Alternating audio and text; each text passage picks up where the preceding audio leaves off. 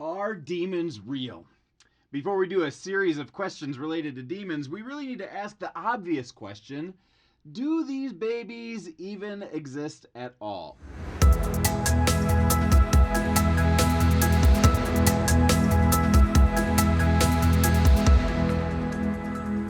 This is an important question to ask because we can't make the assumption that everybody believes in demons.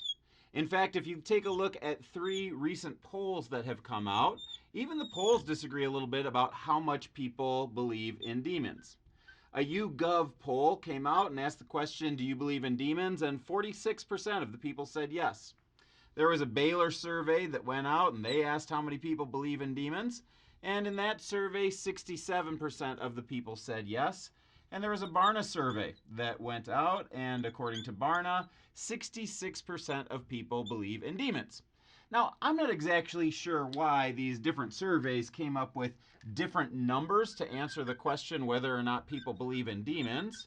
But what I do know is that somewhere between a third and a half of the people in the United States today don't believe in demons. And even many people who are Christians and believe the Bible don't believe in demons. And so we have to ask ourselves the question, why should or shouldn't we believe in demons? And I think it's important to take a step back as a philosopher as well and ask, what have people believed about demons over the years? And why might those beliefs bias what we believe today? So I want to take you through a few key eras of time, and it's really 3 major philosophical movements throughout world history. One of those philosophical movements is what's known as the pre-modern movement, or pre-modernism.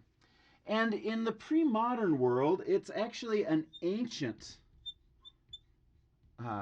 perspective that pretty much everything before the 1500s would be considered pre-modern. And in the ancient world, you would find that people believed very largely in gods, in angels, in demons, in spirits. In fact, pretty much every people group had their own particular god that they believed in, as opposed to the other gods that were around them.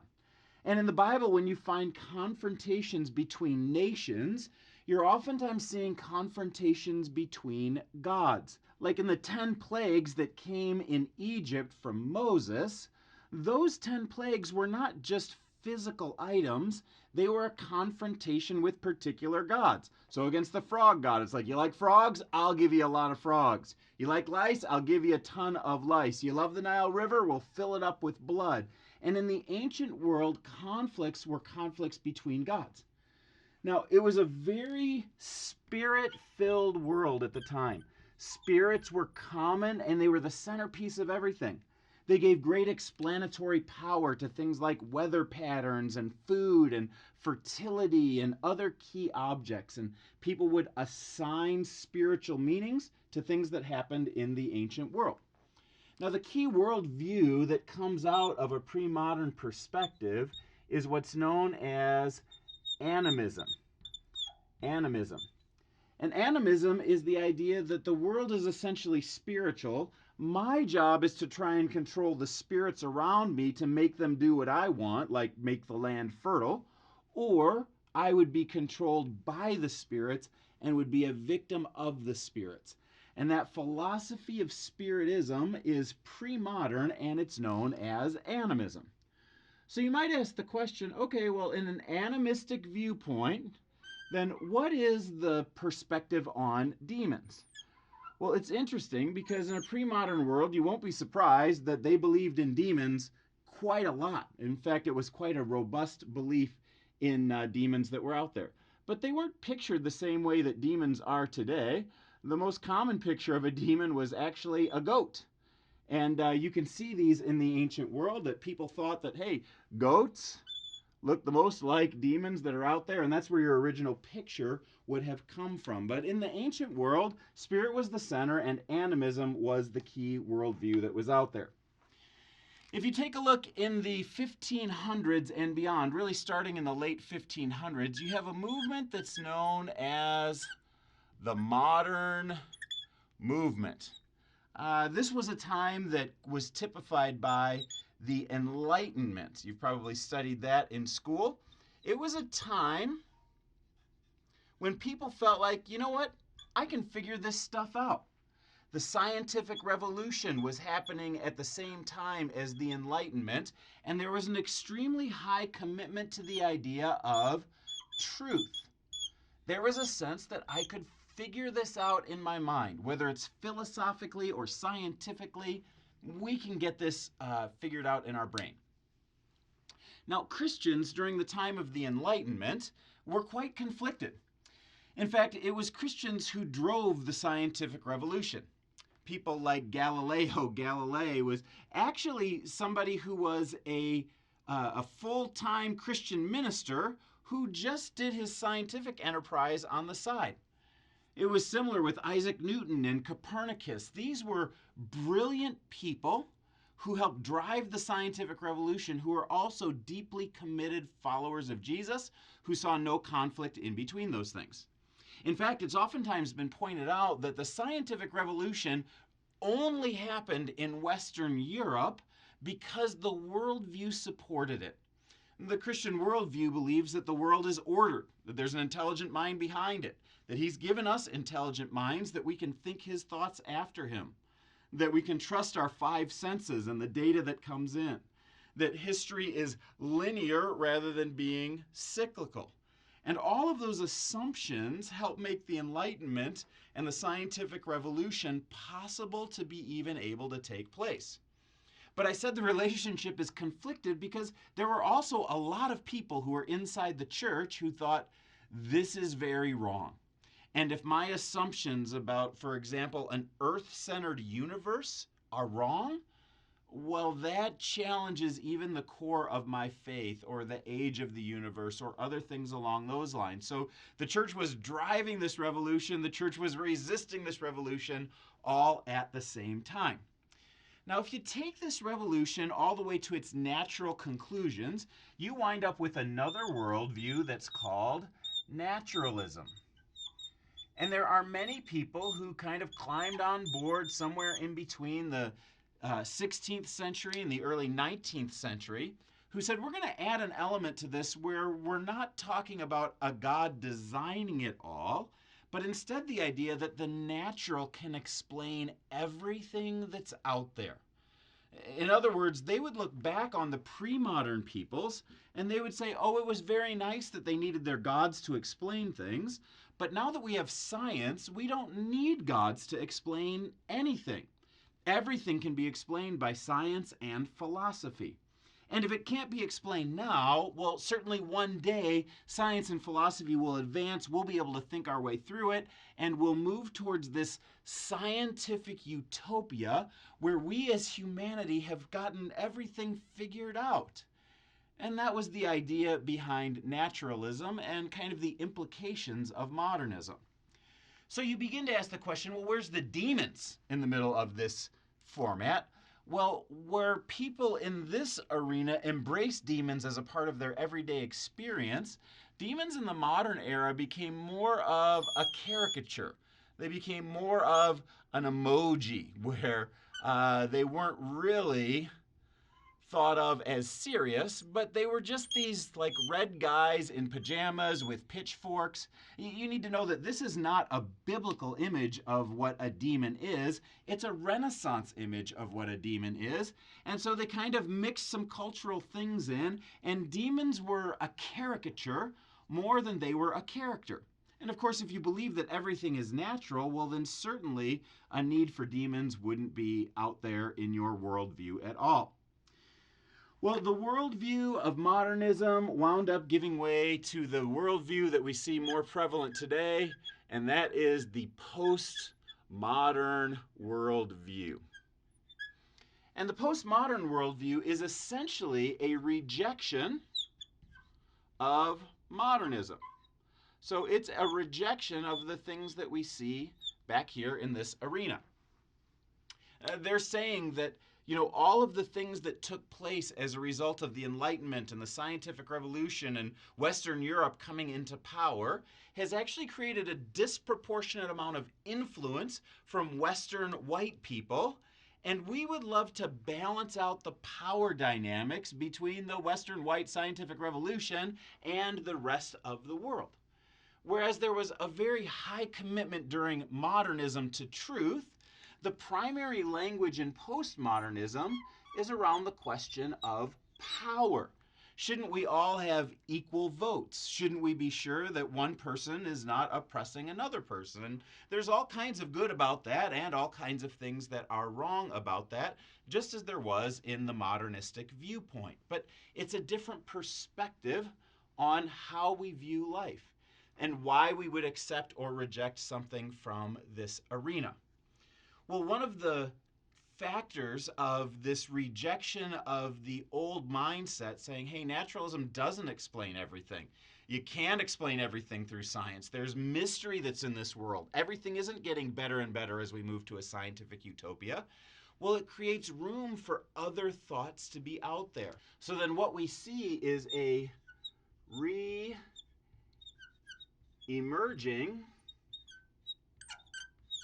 spirituality, where there is an openness to all kinds of things. And it's an openness to things that are Christian in particular or other big world religions. But there's also a big throwback. And the throwback is to other ancient forms of spirituality, maybe Druidism or Wicca or witchcraft or voodoo or channeling or speaking to the dead. All kinds of things there's a brand new openness to. And if you look on places like TikTok, you'll see all kinds of hashtags that relate to these very kinds of items. Why? Because people are more open to spiritual things than they ever have been in the past. So what is the question of demons? Well, I would say it's still an emerging question at this point where there's a lot of disagreement. Some people are overtly embracing the demonic. Some people are rejecting it. Some people believe it's real. Some people don't. Because if you look in the world today, one of the things that you'll find is that, for example, on campus, there's a split between modern and postmodern viewpoints. If you're going to the medical arena or engineering or the hard sciences, you'll find an awful lot of people who lean towards modernism. If you go towards history or languages or literature, you'll find an awful lot of people that lean towards the postmodern viewpoint. And this is probably true in your city or your workplace where you live, that there are people who embrace these different kinds of views. Now, this all gives explanatory power to the question of why do some people believe in demons and some people don't believe in demons? Well, I think it has a lot to do with their experience. It has to do with their worldview. It has to do with their religious perspective. But I would ask, are there some tests that we could put in that would help us to decide, really, is it true that spiritual beings, particularly demons, actually exist? And I'm going to propose 3 tests. The first test that I would propose is the Jesus test. Now hang with me on this one. If you're somebody who's a follower of Jesus, this is really where the rubber meets the road. Whatever Jesus says about the spiritual world matters the most. But even if you're somebody who's not a follower of Jesus, think about this person who is a historical character who did miracles, walked on water, raised the dead, healed people, and did things like casting out demons. If there's anybody who could raise the dead and predict his own resurrection and then pull it off, you would think that he's the #1 authority on what's happening in the spiritual world. Jesus, because he is that authority, has the authority to tell us what's going on in the demonic world as well. And you find that as Jesus encountered people, he would find people who were demons themselves, or who had demons in them, is a better way to say it. I'm going to go back and do that again. Jesus would meet people who had demons that would be influencing them or attached to them or even speaking through them. And Jesus didn't question what was going on with these people. He didn't ask what was behind it all. He simply talked to them. And those demons talked back to him. In fact, in the book of Mark, the first person that experiences Jesus as the Holy One of God and can identify that and call that out is in Mark chapter 1. And it's a demon who recognizes who Jesus is. If Jesus believes that demons are real and they exist, if he talks to them, casts them out, and then tells his disciples to do the exact same thing, well, for a Christian, that's an open and shut case. For somebody who's exploring Christianity and looking at Jesus as a historical character, it's one really good piece of evidence. The second test that we have is the experience test. The experience test. And that is, have there been people in this world who have experienced demons? And the truth of the matter is, it's really easy to find people who are in this category.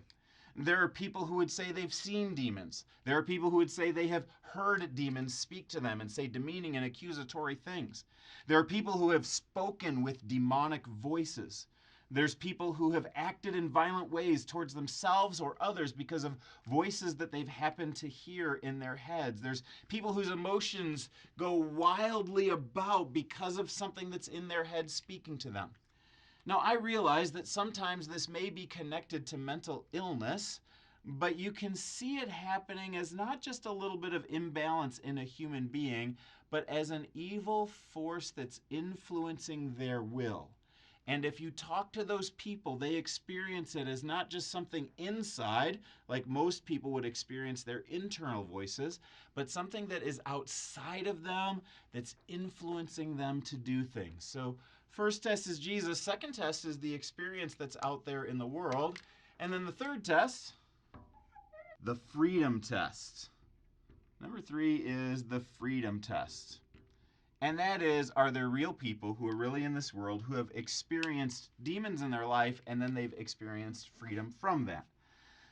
Now, the Bible talks about casting out demons. Usually if you talk to Christians today, they'll use the word deliverance to talk about this idea. And I have to say that I have met quite a number of people who have experienced deliverance. In fact, I've talked to dozens of people this year as I've been researching this subject who would say, there was a time when I had an experience of those voices, that presence of evil, depression, anxiety, shame that hung around my neck like a weight that I couldn't carry myself. And then they had a particular encounter of freedom. And this may have come at the point that they trusted in Jesus and said yes to him in the first place. Or many of them were people who were already Christians and had been walking with Jesus for a long time, but they had a moment with an individual where they said yes to Jesus and no to that demon, or where that person did some deliverance ministry on them and they experienced freedom. Now, I don't want you to picture the things that you see in the movie with people vomiting and shaking and yelling and power encounters like that. These were encounters that were very straightforward with calling out what the demons are and then speaking to them and telling them in Jesus' name, you have to leave. And the people report having physiological experiences of something coming out of their body from between their shoulder blades or out their head, and then an experience of deep love or deep peace or deep power in their lives. And these are people who have had pervasive problems for a long time, and those problems just suddenly dissolve as they've had that experience. Now, I'm not saying that every time somebody's having emotional issues or shame or anxiety or depression, it's demonic. Oftentimes there are other causes behind it, but sometimes that it is. Sometimes that freedom can be found in the person of Jesus or in a deliverance moment. And if Jesus talked about demons, if people experience demons, and if freedom from demons is a reality in this world, I think you can conclude the idea that demons are, in fact, real. And if you want to know more about similar subjects, like can Christians be possessed? How do we go about fighting demons? How do you even spot a demon in the first place? You may want to check out some of the other videos that we're doing in this series. Well, thanks for watching. If you liked this video and you'd love to see more like it, perhaps you'd like to start with this video right here. And if you love these videos, it would be fantastic if you would like, subscribe, or ring the bell for notifications.